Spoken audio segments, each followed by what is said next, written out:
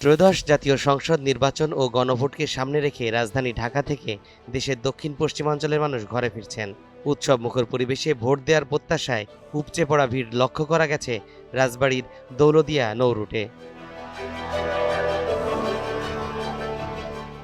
তবে যাত্রীদের অভিযোগ, স্বাভাবিক সময়ের তুলনায় অতিরিক্ত ভাড়া আদায় করছেন কিছু কিছু পরিবহন, লঞ্চ মালিক ও ফেরি কর্তৃপক্ষ।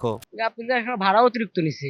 দেখেন ভাই, আপনার ভাড়া ১৫০ টাকা করে ওই ঘাট পর্যন্ত, সেখানে ৩০০ টাকা নিছে। আবার ফেরির ভাড়াও বেশি, ৪০ টাকার ভাড়া ৫০ টাকা নিচ্ছে। জি, আমরা ভোট দেওয়ার উদ্দেশ্যে আমরা বাড়ি থেকে রওনা। ঠিক আছে, আপনার যেমন ১০ টাকা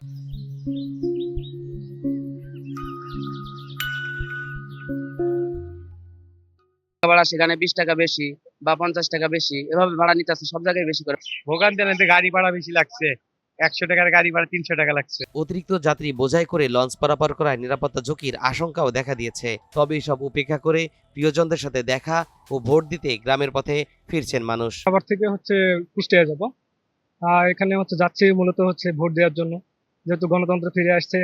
আমরা ভোট দিতে পারিনি বিগত প্রায় ১৫ বছর ধরে। আর আমার প্রথম ভোট, ইনশাল্লাহ এবার ভোটটা দিব। তো খুব আনন্দের সাথে যাচ্ছি কুষ্টিয়াতে। আমরা ১৫টা বছর ভোট দিতে পারি নাই, এবার উৎসব মুখর পরিবেশে ভোট দেওয়ার জন্য বাড়ি যাচ্ছি। এক প্রকার উৎসবই এটা, বাঙালির উৎসবে পরিণত হয়েছে। এটা আমাদের কাছে ভালো লাগতেছে, যার কারণে অনেকটা happy. I am very proud feel.